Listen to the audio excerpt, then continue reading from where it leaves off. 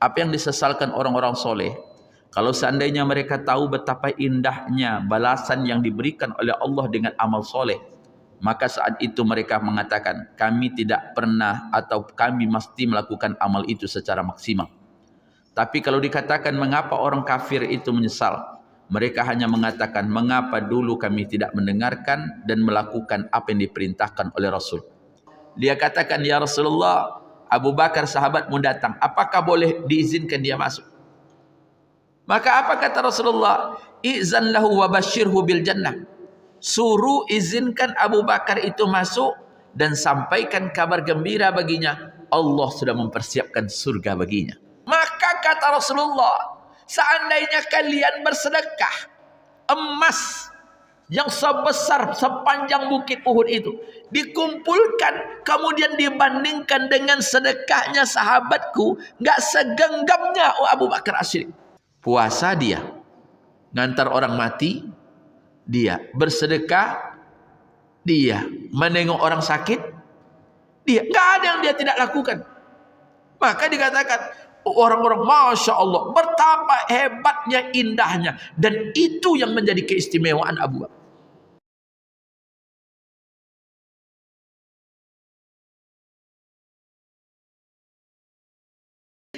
Al-Quran juga menceritakan tentang orang-orang yang akan menyesal pada hari kiamat. Karena sesungguhnya para ulama mengatakan seluruh kita nanti akan menyesal. Orang soleh menyesal, orang fajir atau orang yang kafir apalagi. Apa yang disesalkan orang-orang soleh, kalau seandainya mereka tahu betapa indahnya balasan yang diberikan oleh Allah dengan amal soleh, maka saat itu mereka mengatakan, kami tidak pernah atau kami mesti melakukan amal itu secara maksimal. Tapi kalau dikatakan mengapa orang kafir itu menyesal, mereka hanya mengatakan, mengapa dulu kami tidak mendengarkan dan melakukan apa yang diperintahkan oleh Rasul. Maka di dalam surat As-Sajdah, ayat yang ke-12 itu yang mungkin sering dibaca oleh imam kita di waktu hari Jumat, Allah mengatakan, walau tara idzil mujrimuna nakisu ru'usihim inda rabbihim. Alangkah mengerikannya ketika mereka orang-orang kafir itu tidak mampu mengangkat mukanya menghadap Allah, karena mereka malu dan merasa terhina. Dan ketika itu barulah mereka mengatakan, Rabbana absarna wa sami'na. Ya Allah, sesungguhnya kami melihat, kami menyaksikan apa yang pernah Engkau ungkapkan dari seluruh ancaman. Maka dia katakan, farji'na na'mal salihan inna mukinun. Maka kembalikanlah kami, maka kalau Engkau kembalikan kami, maka kami akan melakukan amal soleh, inna mukinun, dan kami menyaksikan. Maka Bapak Ibu yang berbahagia, disitulah para ulama seperti Ibnu Qudamah mengatakan, kalaulah seandainya ada orang-orang yang mati, kemudian mereka dihidupkan kembali, maka mereka tidak ingin berkumpul dengan keluarganya. Mereka tidak ingin sibuk lagi dengan hartanya. Mereka tidak ingin sibuk lagi dengan anak dan istrinya. Yang mereka ingin lakukan hanya dua kemungkinan.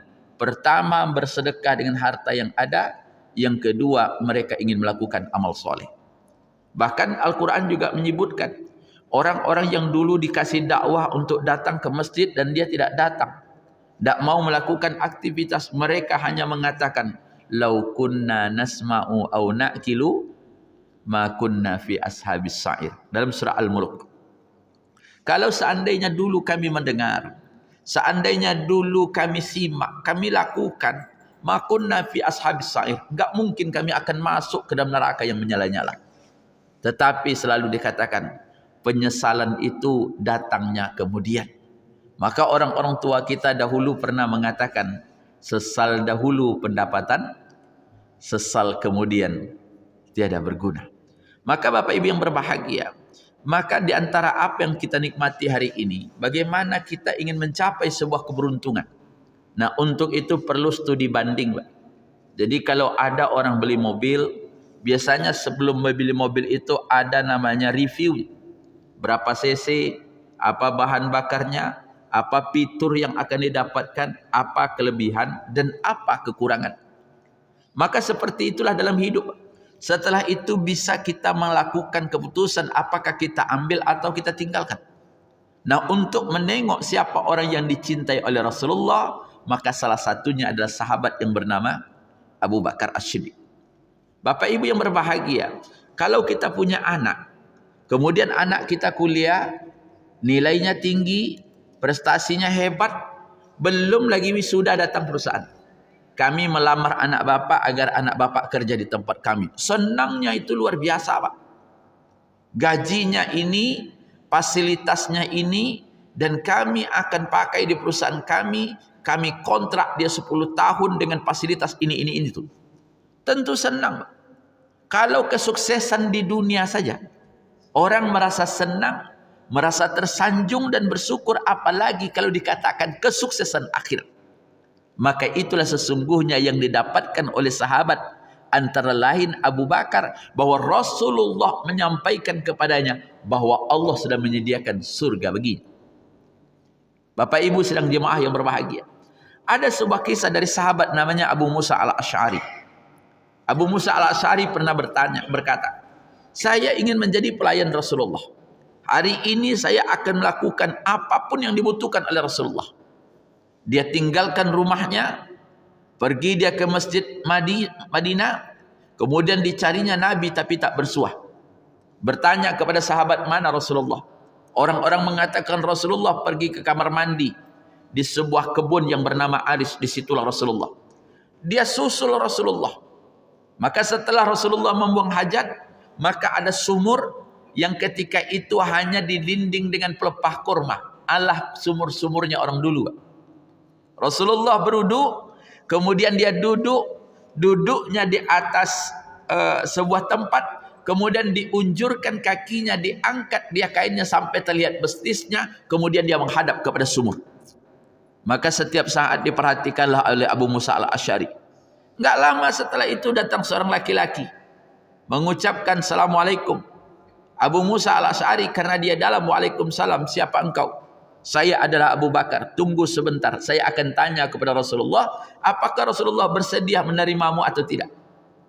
Abu Musa Al-Asy'ari datang kepada Rasulullah, dia katakan, ya Rasulullah, Abu Bakar sahabatmu datang, apakah boleh diizinkan dia masuk? Maka apa kata Rasulullah? Izan lahu wa basyirhu bil jannah. Suruh izinkan Abu Bakar itu masuk dan sampaikan kabar gembira baginya, Allah sudah mempersiapkan surga baginya. Masya Allah. Masuk Abu Bakar, duduk dia di samping kanan Rasulullah, dia unjurkan kakinya, dia angkat persis sama dengan yang dilakukan oleh Rasulullah. Berselang masa, apa yang dikatakan oleh Abu Musa Al-Asy'ari, gak lama datang pula seseorang. Dia bertanya lagi, Assalamualaikum. Abu Musa mengatakan, man anta? Siapa kamu? Dia katakan, ana Umar bin Khattab. Ana Umar. Masuk lagi kepada Rasulullah, ya Rasulullah, Umar datang. Apakah diizinkan? Apa kata Rasulullah? Anzir lahu wa basyirhu bil jannah.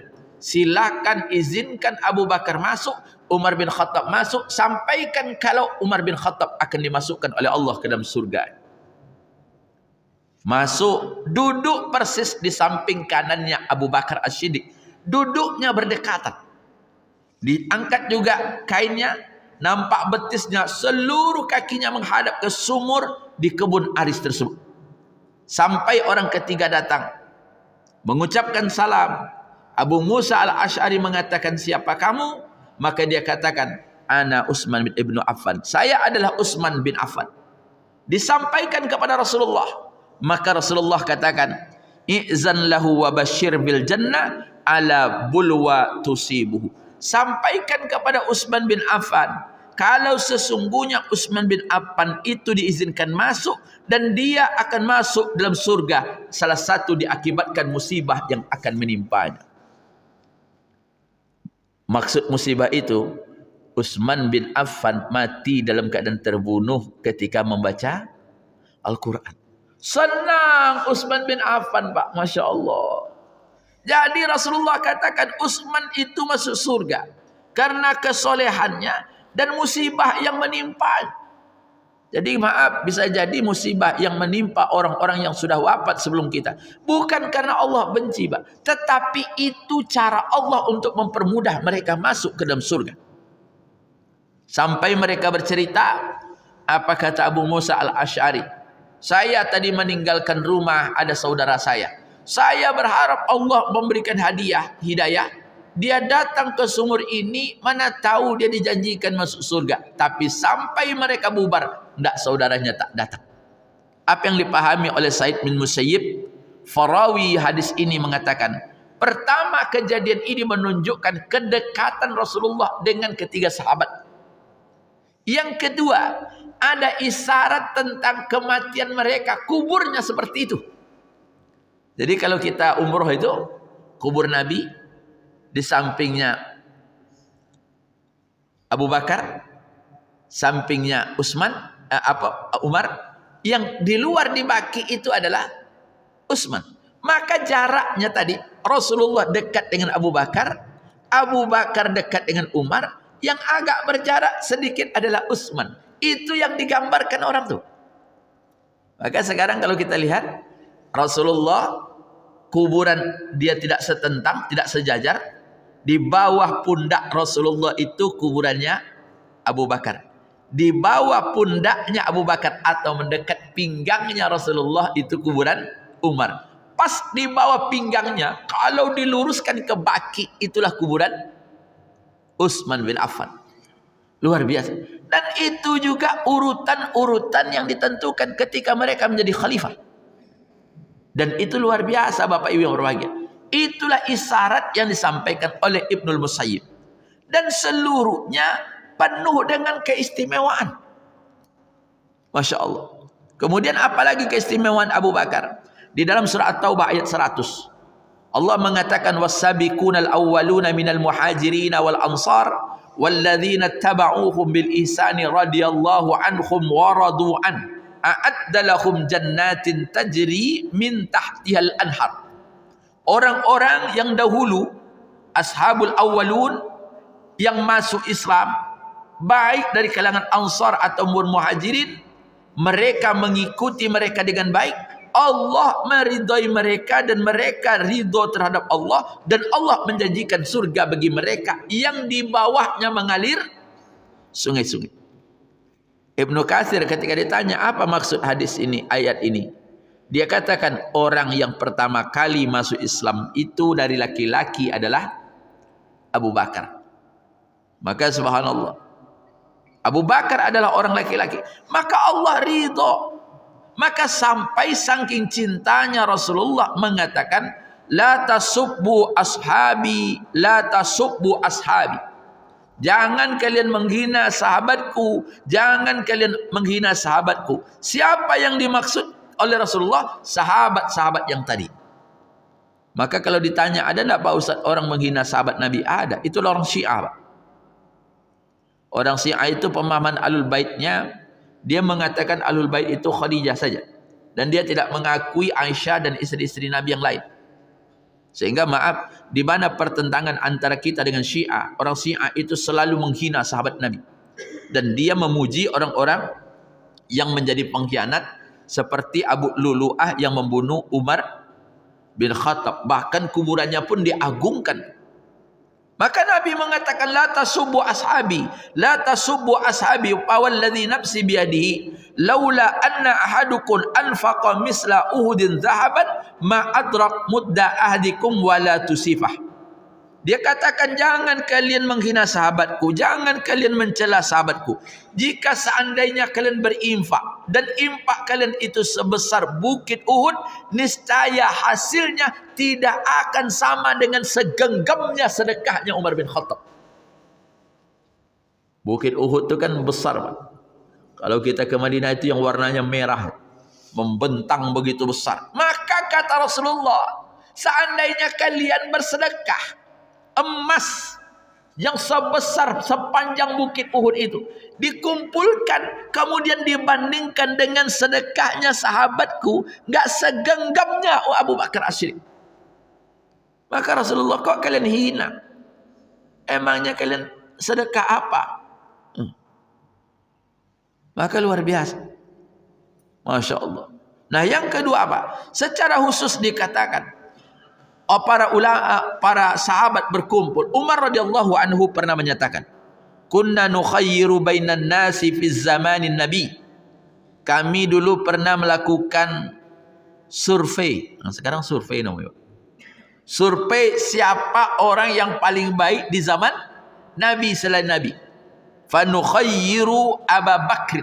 Maka yang terpilih ketika itu, yang terbaik itu adalah Abu Bakar. Summa Umar ibnu Affan Khattab. Yang kedua adalah Umar ibnu Khattab. Summa Utsman ibnu Affan radhiyallahu anhum. Kemudian yang terpilih itu adalah Utsman bin Affan. Bahkan maaf, Ali bin Abi Thalib sendiri pernah mengungkapkan ketika ditanya, ya Ali bin Abi Thalib, atau Ali bin Abi Thalib melemparkan kisah, siapa di antara sahabat Nabi yang paling baik? Maka orang mengatakan, sahabat yang paling baik adalah engkau. Kata Ali bin Abi Thalib, bukan. Yang terbaik itu adalah Abu Bakar. Dia sama tuh, Pak. Kalau Pak Edward, saya tanya, Pak Edward, siapa ustaz yang paling baik? Ustaz, antu yang malunya kan, Pak. Tapi Ali bin Abi Thalib tahu enggak, bukan saya. Yang paling bagus itu adalah Abu Bakar. Itu pengakuan Ali bin Abi Thalib. Setelah itu siapa yang Ali bin Abi Thalib? Sudah itu Umar. Setelah itu siapa? Setelah itu Utsman. Bagaimana dengan engkau? Saya ini, kata Ali bin Abi Thalib, menunjukkan ketawaduannya. Saya hanyalah bagian sama dengan kalian. Hebatnya orang model itu. Sekarang Masya Allah, tidak tentu kalian, saya ku anak kiai. Anak kiai sombong, ilmu tidak ada, Pak. Mentang-mentang dia dapat gus. Maka Bapak Ibu yang berbahagia, luar biasa. Maka Allah Subhanahu wa taala memberikan kemuliaan karena begitu hebatnya dan luar biasa. Bahkan itu terlihat bagaimana pengorbanan yang pernah dilakukan oleh Abu Bakar As-Siddiq ketika dia hijrah bersama Rasulullah. Kan luar biasa jauhnya, Pak. Seminggu jalan kaki dan naik onta. Kalau sekarang kan naik wash, kereta cepat. Atau naik bus jalan tol yang hanya memakan waktu 6 sampai 8 jam. Itu sekarang, dulu. Maka dikatakan, illa tansuruhu faqad nasarullah. Jika kamu tidak menolongnya ya Muhammad, maka sesungguhnya Allah telah menolongnya. Yakni ketika orang kafir mengusir Nabi Muhammad, maka Allah memberikan wasilah, Allah memberikan kesempatan kepada Abu Bakar untuk menemani Rasulullah. Sampai kata Abu Bakar, ketika kami sembunyi, maka saya melihat ke atas telapak terompanya orang jahiliyah. Seandainya mereka menatap kepada kami dan menengok ke bawah, pastilah dia tahu kalau kami berada di bawah. Luar biasa. Maka maaf, gak sampai seperti itu sudah. Nabi pernah ditanya, ayun nasi ahabbu ilaika? Ya Rasulullah, siapa orang yang paling baik kepadamu? Aisyah. Aisyah, istrinya. Minar rijal. Dari laki-laki siapa ya Rasulullah? Abuha, bapaknya. Thumma man qala Umar ibn al-Khattab. Jadi ditanya, siapa yang paling dicinta? Ya Aisyah. Istrinya kan banyak Pak Ustaz. Ya mungkin yang paling dicintai itu aja. Kalau awak siapa Ustaz cinta bini dan nyeciaknya Pak. Jadi tidak ada masalah Pak. Rasulullah kan banyak masalahnya. Lau kuntu muttakhizan khalilan la atakhastu Abu Bakrin khalilan. Seandainya aku boleh mengambil kekasih, maka saya akan ambil sebagai kekasih itu adalah Abu Bakar. Walakinnahu akhi wa sahibati. Tapi Abu Bakar itu adalah kawanku dan dia saudaraku. Dan karena sesungguhnya Allah itulah yang menjadi kekasih. Nah berikutnya apa yang membuat Abu Bakar dicintai oleh Rasulullah? Semangat untuk beribadah. Terlihat dari sedekahnya. In tubdu sadaqatin fa ni'mahi wa in tukhfuha wa tu'tukhal fuqara fa huwa khairul lakum. Kalau kalian bersedekah, menampakkan sedekah kalian, maka itu baik bagi kalian. Tapi kalau kalian sembunyikan, maka sesungguhnya itu jauh lebih baik bagi kalian. Al-Baqarah 271. Amir Asy-Sya'bi mengatakan, ayat ini berkenaan dengan Abu Bakar. Abu Bakar itu, dia bersedekah, tapi nak nampak. Sekali Rasulullah menceritakan, maka Umar juga bersedekah. Ya Rasulullah, saya juga bersedekah. Di mana? Karena Abu Bakar ketika itu asal bersedekah lebih sering malam hari. Sehingga enggak nampak oleh orang kalau dia memberikan. Maka ayat tadi mengatakan kalau kalian bersedekah nampak oleh orang, kalau kalian nampakkan itu baik. Tapi kalau kesembunyikan juga baik, tergantung lagi niatnya. Maka dikatakan Abu Bakar itu senantiasa berlomba-lomba menengok Abu Bakar bersedekah, maka Umar bersedekah pula. Nampak Abu Bakar memerdekakan budak, Utsman apa yang lain juga memerdekakan budak. Tapi apa dikatakan? La asbihukum fi syai'in abada. Sampai Umar bin Khattab mengatakan, di dalam bersedekah gak mungkin saya bisa mengalahkan Abu Bakar. Kalau awak kalah taruh Pak Edward. Ini masalah. Maka dikatakan inna amanan nasi alayya fi malihi wa sahbatihi Abu Bakar. Sesungguhnya orang yang paling banyak berkorban untukku dalam hartaku, dalam persahabatanku adalah Abu Bakar. Pernah satu ketika, Pak, Abu Bakar itu memerdekakan seorang budak yang bernama Bilal bin Rabah dari seorang pemilik yang bernama Uyainah. Abu Bilal dijemur, diterik matahari, dipukul dengan harapan dia kembali menjadi murtad, kemudian menyembah patung-patung yang disembah oleh Uyainah. Ketika itu lewat Abu Bakar. Abu Bakar menawarkan diri untuk membelinya. Ketika itu daya beli masyarakat terhadap budak rendah. Tapi ketika itu ditawarkan, berapa engkau jual Bilal? Berapapun engkau jual saya akan beli.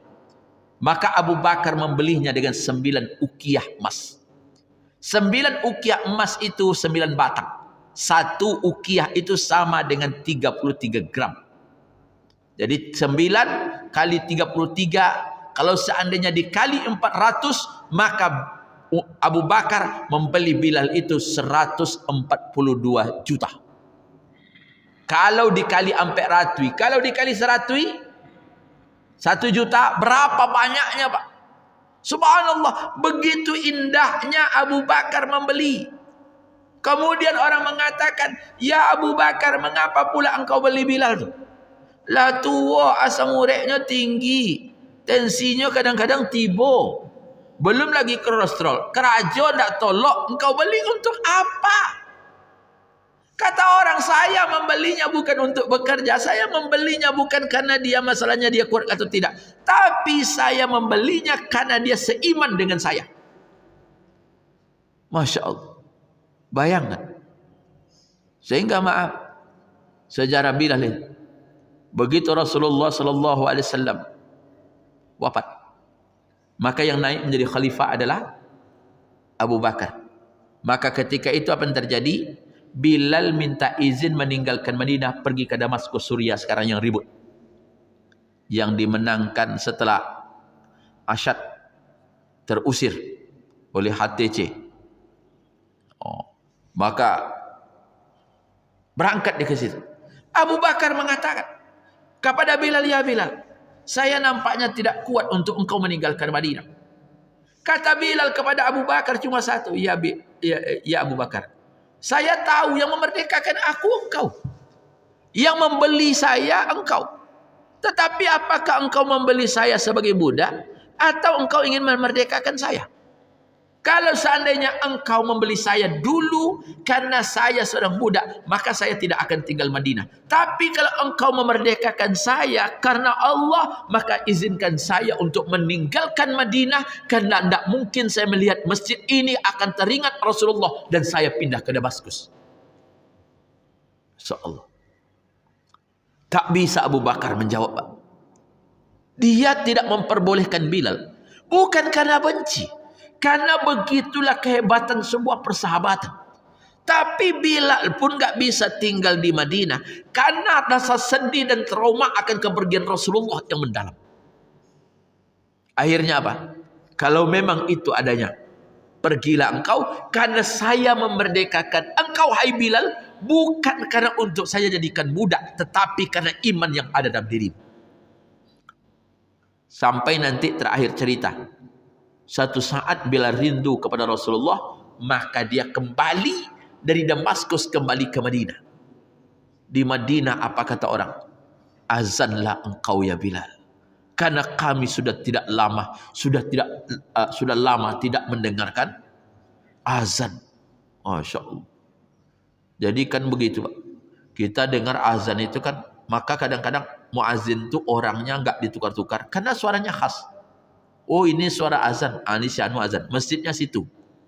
Kan udah jelas. Situ masjid. Oh ini si anu, masjidnya situ. Yang payah itu kadang-kadang setiap sholat muazinnya datang. Jemaahnya salah pandang pula. Mungkin tak masjid awak. Akhirnya tak tiba-tiba. Apalagi jemaahnya lah batuk-batuk. Itu parah tu. Allahu Akbar. Itu nak jadi tiba tu Pak. Maka orang yang azan itu suaranya mesti lantang Pak. Dan suaranya panjang. Masya Allah. Panjang, mantap, merdu. Sehingga orang yang tadi malas, mudah-mudahan ada ghirah ke masjid. Orang dengarkan Bilal itu apa? Yang lalu tak jago. Ikoinyo azan yang jago langsung lalu deh Pak. Itu kan. Loh, tadi orang lalap pergi ke masjid langsung dah adur. Kau Pak ada azan yang salah. Nah subhanallah. Maka itulah Bilal. Maka siapa yang memintanya cucu Rasulullah, ya ammi hai pamanku azanlah. Katanya enggak mungkin, saya sudah berjanji. Kak saya ini muazin Rasulullah. Kalau Rasulullah sudah tidak ada, maka saya tidak akan azan. Karena hebat. Saya ini muazinnya Rasulullah. Rasulullah enggak ada. Kalau enggak ada Rasulullah, maka saya tak azan. Tapi kata cucu Rasulullah, kami rindu kepada datuk kami. Sebagaimana engkau juga rindu terhadap Rasulullah. Azanlah. Azan. Apa kata Bilal? Cukup sekali ini azan saya. Dan ini azan saya terakhir dalam hidup saya. Azan dia. Seluruh orang terbangun. Ini sepertinya suara yang dulu pernah kami dengar. Iya Pak. Itulah suara Bilal. Kan luar biasa. Tapi kehadiran Bilal tidak terlepas dari peran yang dilakukan oleh Abu Bakar. Dia membelinya. Jadi Abu Bakar itu orang yang tidak tertandingi dalam seluruh amal ibadah apapun. Bahkan Nabi pernah mengatakan man asbah minkum yauma sha'iman. Ketika seorang orang berkumpul, Nabi mengatakan man asbaha minkum yauma sha'iman. Siapa di antara kalian yang hari ini berpuasa? Abu Bakar mengatakan ana. Rasulullah bertanya lagi, paman tabi'a minkum yaumal janazah. Siapa di antara kalian hari ini yang sudah ikut menguburkan jenazah?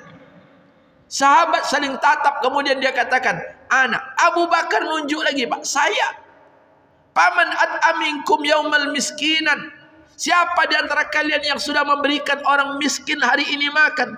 Yang menunjuk cuma Abu Bakar. Paman ada minkum yauman maridon. Siapa di antara kalian yang hari ini menengok orang sakit? Kata Abu Bakar, saya ya Rasulullah.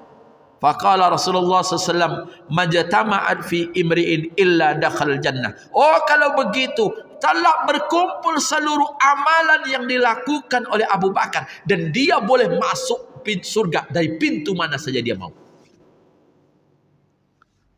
Puasa dia. Ngantar orang mati, dia. Bersedekah, dia. Menengok orang sakit, dia. Nggak ada yang dia tidak lakukan. Maka dikatakan orang-orang Masya Allah, betapa hebatnya, indahnya. Dan itu yang menjadi keistimewaan Abu Bakar. Maka kalau kita nggak mungkin hari ini melakukan itu semuanya, paling tidak kan ada amalan-amalan yang mungkin kita spesial. Oh kami nggak memiliki kekuatan fisik Pak Ustaz. Mungkin sedekah dia kuat. Kami tidak mungkin sedekah Pak Ustaz. Muka rajin-rajinlah dia ke masjid. Karena bisa jadi kadang-kadang amalan kecil mengantarkan kita ke tempat yang paling terindah. Kemudian apa? Rasulullah juga menjamin dan mengakui ketangguhan imannya Abu Bakar. Subhanallah. Ada kisah menarik dalam hadis itu. Abu Hurairah, bainama ra'in fi ghanamin ada alaihi dhi'bu. Nabi cerita satu hari ada pengembala kambing dari Bani Israel sedang memelihara kambingnya, fa akhadhahu minha syatan fatalabahu ra'i. Kemudian kambing itu diambil oleh serigala. Dibawa lari, dikejar oleh pengembala, dapat. Ketika dapat kambing itu, Maka kambing itu bicara, sesungguhnya saya ini adalah kambing yang tentunya nanti tidak tahu siapa Tuhan saya di akhirat. Kemudian Nabi juga bercerita tentang ada seekor kerbau sapi yang digendong oleh tuannya. Dan sapi itu ngomong, ya Tuan, ini bukan pekerjaan saya. Pekerjaan saya adalah membajak tanah. Sahabat seluruhnya geleng, apa cerita Nabi? Kan dia juga. Kok ada kambing, kemudian ditangkap oleh serigala, dikejar, dapat kambingnya ngomong. Nanti kalau di akhirat, maka siapa yang akan mengembalakan saya? Ada sapi. Faqalan nas, subhanallah. Sahabat ketika itu mengatakan seluruhnya subhanallah. Panjang hanya mendengarkan apa cerita Nabi. Tapi apa kata Abu Bakar? Saya, apapun yang dikatakan Rasulullah, saya makin terjadi. Kan tidak ada mungkin ada orang menggendong sapi, Pak. Kan tidak mungkin. Dan tidak ada mungkin orang bisa mengejar serigala. Tapi apa kata Abu Bakar? Bagi saya, apapun ceritanya, tidak pun masuk akal. Asalkan yang cerita itu Rasulullah, beriman. Itulah hebat. Karena cerita wallahu alam itu kan cerita sesungguhnya Rasulullah menguji keimanan. Tapi sekarang banyak pula orang berhalusinasi. Buat cerita-cerita saya tadi malam Isra dan Mi'raj. Itu dah ada gitu. Dari mana pula dia dapat? Sekarang ada pula karomah macam-macam. Enggak mau. Enggak bisa. Bahkan maaf ketika tadi hebatnya subhanallah. Enggak tanggung-tanggung kehebatan yang luar biasa. Bahkan Nabi mengatakan innallaha ba'atsani ilaikum faqultu kadzabta. Ketika saya diangkat menjadi rasul, kemudian seluruh orang menghina saya, menganggap saya bohong, kecuali apa dikatakan waqala Abu Bakrin sadaqah. Hanya di antara kalian yang mengatakan saya benar itu hanya Abu Bakar. Termasuk cerita di bulan Rajab itu tentang kisah Isra dan Mi'raj. Orang-orang kafir Quraisy, Abu Jahal ketika itu ketawa. Ini kawan dah kesurupan nampak. Karena enggak mungkin, Pak. Kalau manusia sekarang cerita itu enggak mungkin. Apalagi zaman dulu, teknologi sekarang hari ini canggih. Maka sekarang ada orang mengatakan, kami tadi malam ke langit. Enggak bisa. Tapi di zaman Nabi itu kejadian. Seluruh orang mengatakan tidak. Siapa yang membenarkan pertama kali sehingga dia mengatakan apapun yang disampaikan oleh Rasulullah itu saya benar. Itulah peristiwa Isra dan Mi'raj. Dengan segala dalil ditunjukkan berapa pintu Masjidil Aqsa, bagaimana perjalanan orang-orang, kemudian apa yang dirasakan orang-orang di akhirat nanti ditunjukkan dan ada dalam pemikiran Rasulullah. Dan orang-orang ketika itu yang beriman sudah mulai ragu, orang kafir bertambah kafirnya, tapi Abu Bakar ketika itu mengiyakan dan mengaminkan tanpa keraguan. Berikutnya, apa keistimewaan Abu Bakar? Orang yang lemah lembut lagi pemaaf. Bapak Ibu yang berbahagia pernah mendengarkan cerita hadisul ifki, berita bohong tentang perselingkuhan Aisyah. Jadi cerita itu Rasulullah berangkat dengan rombongan yang ketika itu yang berangkat Aisyah. Karena Aisyah ditandu, kemudian tandunya diletakkan, Aisyah pergi membuang hajat tanpa memberitahu. Tahu-tahu Rasulullah berangkat. Kemudian orang tandu pun enggak tengok ke dalam, langsung dibawa. Sampai di tempat rupanya Aisyah tidak ada. Kok tidak terasa Pak Ustaz? Karena Aisyah itu kurus.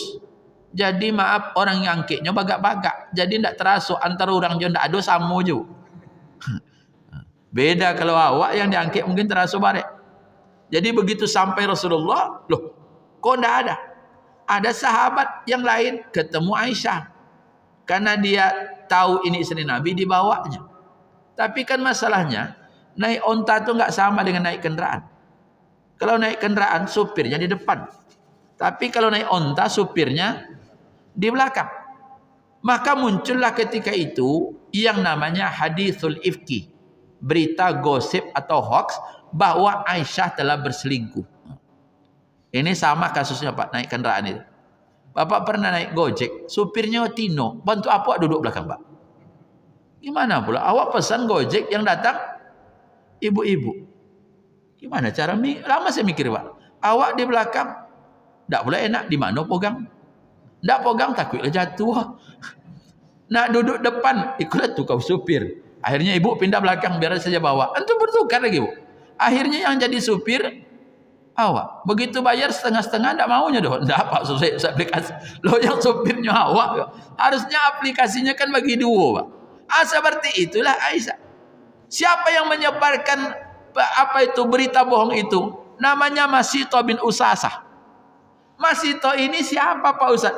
Masito itu karib kerabatnya Abu Bakar. Dia orang miskin. Setiap bulan dapat subsidi. Tapi sudah dapat subsidi, saudaranya yang menceritakan aib itu dia, Pak. Kira-kira kalau terjadi itu sama Bapak, apa yang Bapak ambil tindakan? Tidak akan bercakap seumur hidup. Awak yang nolong, awak yang membantu, tapi yang memburuk-burukkan awak dia. Maka wajar juga, Pak, kalau Abu Bakar terjadi yang demikian. Apa dikatakan? Mulai hari ini saya tidak akan lagi memberikan bantuan terhadap Mistah bin Usasah. Turun ayat Al-Quran An-Nur ayat yang ke-22. Wala ya'talil ulul fadli minkumus sa'ah an yu'tu awlil qurba wal masakin wal muhajirina fi sabilillah. Dan janganlah orang-orang yang mempunyai kelebihan, orang-orang yang mempunyai kelapangan, kemudian dia bersumpah untuk tidak lagi membantu kepada kaumnya yang miskin, yang orang-orang berhijrah pada jalan Allah, dan hendaklah mereka memaafkan. Jadi kata Ibnu Katsir, ayat ini spesial diturunkan oleh Allah kepada untuk Abu Bakar karena kondisi tadi. Akhirnya apa kata Abu Bakar? Bala wallahi inni la uhibbu ay yaghfirallahu li faraja'a ila Mistah alladhi kana yajri alaihi. Ya, demi Allah, sesungguhnya aku lebih suka Allah mengampuni dosaku. Kemudian dia berkata, insya Allah nanti subsidinya akan saya berikan kembali. Kan hebat. Jadi pemaaf. Jadi kalau ada bapak menyimpan dendam hari ini, maka mudah-mudahan cerita ini menginspirasi kita untuk bisa membuka hati. Kalau dikatakan kita, oh sakitnya tuh di sini, Pak Ustaz. Wah, lebih sakit siapa, Pak? Abu Bakar. Ada orang yang menceritakan aib anaknya dan sahabatnya, Rasulullah. Padahal orang yang dicintainya adalah Rasulullah. Kemudian orang itu menjelek-jelekkan. Lang hebatnya lagi, orang yang menjelekkan itu adalah orang yang selama ini keluarganya dan juga orang yang mendapatkan bantuan. Tapi dia, apalagi kita, Masya Allah, kita punya kawan, punya karib kerabat model ini. Ada yang tersinggung, itu biasa, Pak. Cuma jangan dibawa sampai mati. Awaslah Bapak, karena dia sudah pernah menjelekkan saya. Pokoknya tidak ada lagi durian loh. Durian murah. InsyaAllah. Maka Bapak Ibu yang berbahagia, ya Nabiullah, khum banul ammi wal ashirah. Ketika perang Badar, Pak, perang Badar, orang-orang tertahan. 70 pemuka kafir Quraisy itu ditahan oleh tentara Islam. Waktu itu apa yang terjadi? Ada orang mengatakan, ini tawanan daripada menyusahkan, bunuh saja, kata Umar bin Khattab. Mengapa Umar demikian, Pak? Karena Umar itu memang pola perangnya beda. Kan dia mantan apa nih? Mantan preman. Kostratnya lah waktu itu. Jadi dia katakan, ini orang tahanan ini kalau kita tinggalkan, ini menambah beban. Makannya kan ditanggung lagi hidupnya. Daripada itu, kasihkan saja ya Rasulullah. Kita bunuh sajalah orang-orang kafir ini. Dia sudah memerangi kita, sekarang kita menang, bunuh saja. Tapi kata Abu Bakar apa dikatakan? Ya Nabiullah, ya Rasulullah, ya Nabi, enggak model itu. Khum banu ammi wal ashirah. Bukankah yang tertawan ini kan kawan-kawan awak juga? Orang awak yang di Mekah dulu. Ada anak paman, ada kemenakan. Ara an ta'khudha minhum fidyah. Kalau begitu, Daripada itu engkau ambil, lebih baik kita pulangkan, kita suruh keluarganya ngambilnya, menjemputnya, tapi dibarter dengan fidyah, ditukar dengan uang. Fatakunu lana quwwah 'alal kufar. Maka nanti kalau kita dapat duit, kekuatan kita kuat, mereka pulang. Mana tahu satu saat dia mendapatkan hidayah. Kan hebat Pak pola pikirnya itu. Masya Allah. Itu pola pikir orang pemaaf. Tidak tanggung-tanggung. Maka maaf, luar biasa. Maka paling tidak apa yang dikatakan. Inilah amal soleh yang memang dilakukan oleh Abu Bakar. Untuk saling memaafkan. Tapi maaf. Bagaimana antara memaafkan dengan hukuman? Dalam Islam memaafkan itu tidak langsung membatalkan hukuman, Pak. Jadi maaf, ada namanya hukuman kisos. Ada orang membunuh, maka hukum kisosnya adalah dibunuh. Tapi kalau dimaafkan selesai, Pak. Tapi dia harus membayar jizyah. Dia harus membayar namanya uang. Maka di Arab Saudi itu kalau keluarganya memaafkan, bukan dilepaskan dari penjara. Dia mesti membayar. Jadi kalau ada orang mencuri, dimaafkan iya. Tapi hukumannya jalan, Pak. Maka kalau ada orang mengatakan, Islam itu kejam, Pak Ustaz. Di mana Islam itu kejam, Pak? Bukankah ayat Al-Quran itu mengatakan, wa ma arsalnaka illa rahmatan lil alamin. Mengapa orang mencuri itu potong tangan, Pak? Agar dia nggak bertambah dosa. Kalau dia masih berdosa, punya tangan, nanti mencuri. Itulah bedanya, Pak. Orang katakan Islam itu kejam, potong tangan. Sekarang yang ada, kita mencuri. Bukan potong tangan, Pak. Potong masa tahanan.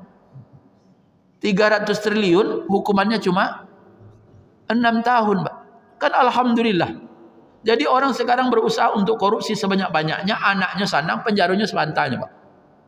Dalam hukum penjara itu kan selalu dikatakan dihukum itu cuma 1/3 dari masa tahanan.